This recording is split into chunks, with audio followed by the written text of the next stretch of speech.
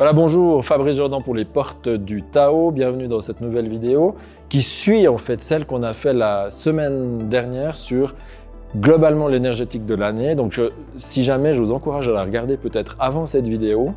C'est pas très long, en principe, je sais plus, 15 minutes. Mais comme ça, vous voyez aussi la tonalité de l'année entière sur laquelle maintenant on va commencer, si vous voulez, à rythmer, à bouger un petit peu différents éléments. Mais la tonalité de fond de l'année, elle va rester.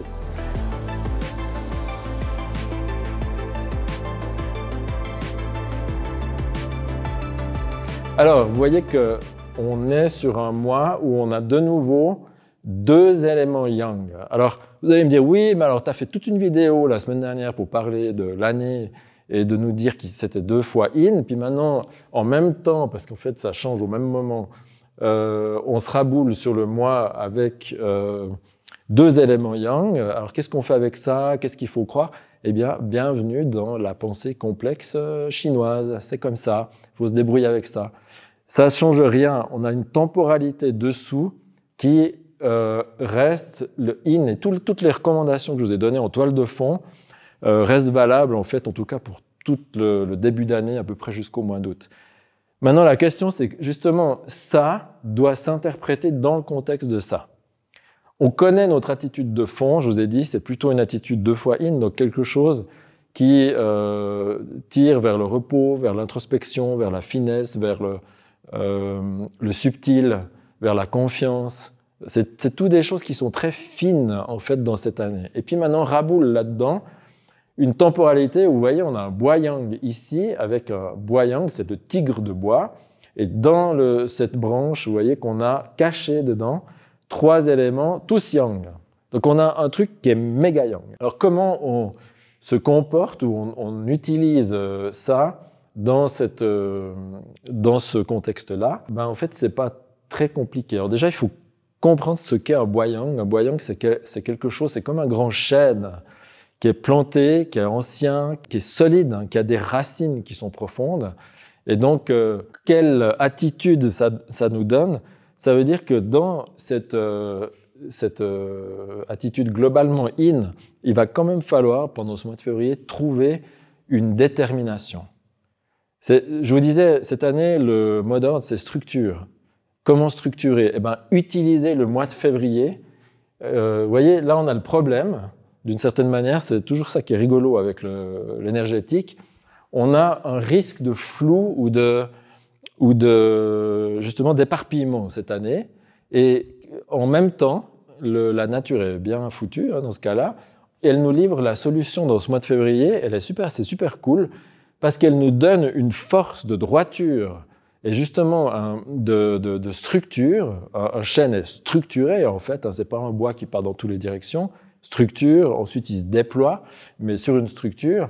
Et donc, la temporalité nous dit, eh ben, écoute, on vient de parler du fait qu'il faut structurer cette année, profite de ce mois de février pour trouver la structure dont tu as besoin. Donc la structure, vous voyez, elle est ancrée là au centre par ce dia qui est le bois yang, mais il est accompagné de part et d'autre par une terre yang qui nous parle de stabilité, et vraiment de grande stabilité, et aussi de feu yang.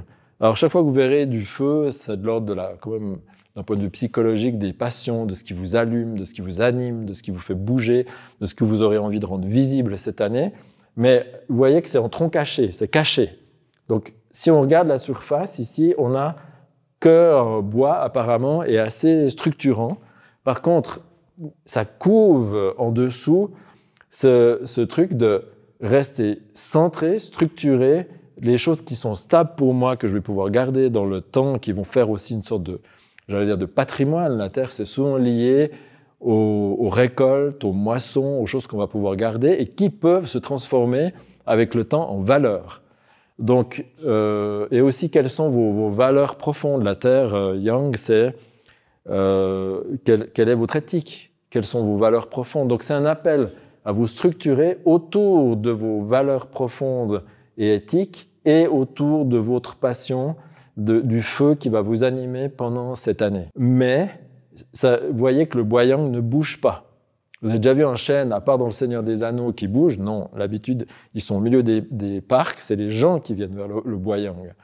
Donc ça nous dit ça, en fait, ce mois de février. Il y a tout ce qu'il faut pour avoir de la structure, pour donc utiliser intelligemment l'énergie en fait, de l'année, pour structurer notre année autour de nos valeurs profondes et autour de nos passions, ce qui fait que quand on met les deux ensemble, vous voyez qu'il y a un axe, en fait, c'est comme si on aligne cœur, pensée, vitalité, corps, autour d'une même thématique. Alors, je peux vous garantir que si vous arrivez à faire ça dans ce mois de février, en fait, surtout, eh bien, ça va en fait donner le là à toute votre année. Et vous allez probablement, si vous consolidez, vous travaillez avec l'énergie du mois de février, vous allez probablement éviter le flou de l'année et vous allez surfer, vous serez les rois du monde, en fait. Parce que vous allez surfer avec cette douceur tout en ayant de la structure. Mais ne laissez pas passer ce mois, parce que si vous ratez cette structuration du mois, après, ça va être un tout petit peu plus difficile. Vous risquez de courir après les choses plutôt que de justement être comme le cavalier qui tient sa monture et qui la maîtrise, en fait. C'est un peu ça le but de cette année. Alors, vous voyez que dans l'hexagramme aussi du mois, on a au-dessus de l'eau et en dessous du feu. Qu'est-ce que ça évoque, ça? Quand on a de l'eau dessus et du feu dessous, normalement, vous voyez, l'eau, elle est en bas et le feu est en haut. Ça, c'est si on ne fait rien.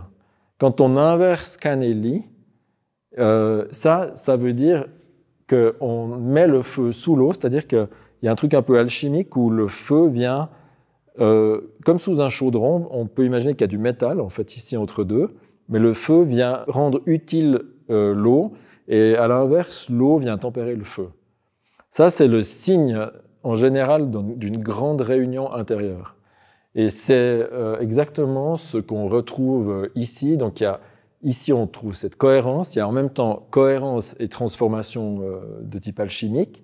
Et en même temps, ici, cette possibilité d'accès autour de nos valeurs et autour de nos passions.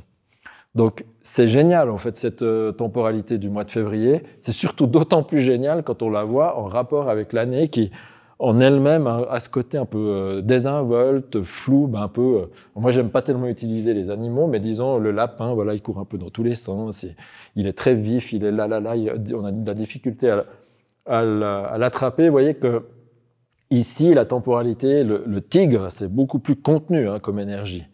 Et puis, il y a un truc il sait attendre, se mettre en position pour regarder où est l'opportunité, et on sait que le jour, il va agir, où il va manifester son yang, ça va être extrêmement puissant et en principe très efficace. Donc, voilà un petit peu l'idée générale de cette temporalité du mois de février. Alors, moi, ce que je vous suggère, simplement, c'est de structurer, mais aussi sur le papier. C'est quoi ce que vous voulez faire cette année? Quels sont vos projets? Quels sont vos envies? Où sont vos valeurs, etc. Et puis, structurer et hiérarchiser aussi vos buts. Et marquez-les, essayez de les marquer, parce que peut-être au mois de mars, avril, mai, juin, enfin dans le courant de l'année, vous reviendrez à ces notes du mois de février, puis vous vous direz, est-ce que je suis toujours dans mon tir, en fait?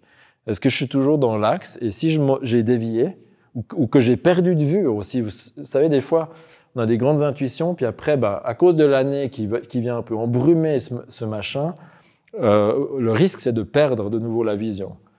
Le bois, je vous rappelle aussi, les yeux, la vision, donc en fait, c'est aussi toute cette capacité, comme le général sur sa butte, à dire je vais aller là-bas en fait cette année. Mais le danger, c'est que l'eau, là, s'il vient vous mettre du brouillard partout, ça risque de repartir. Donc, marquez, faites un petit carnet du mois de février. Mes objectifs cette année, c'est ça. Et puis de temps en temps, revenez-y. Pas tout le temps, il ne faut pas que ça devienne obsessionnel, mais de temps en temps, une fois par mois, vous regardez. Ah oui, c'est bon, je suis toujours dans la ligne.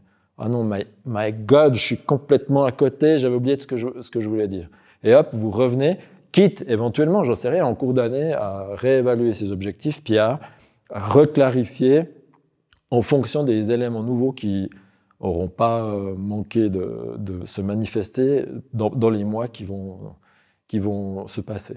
Okay? Donc voilà un petit peu mes recommandations pour ce mois de février. Alors voilà, si cette vidéo vous a plu et que vous la trouvez utile, n'hésitez pas à la partager. Abonnez-vous à la chaîne si le cœur vous en dit. En faisant le clic comme ça sur le bouton, c'est comme si vous donnez de l'énergie à cette chaîne. Et c'est une manière de nous rendre un tout petit peu d'énergie pour que nous on puisse la refaire, continuer à la faire circuler.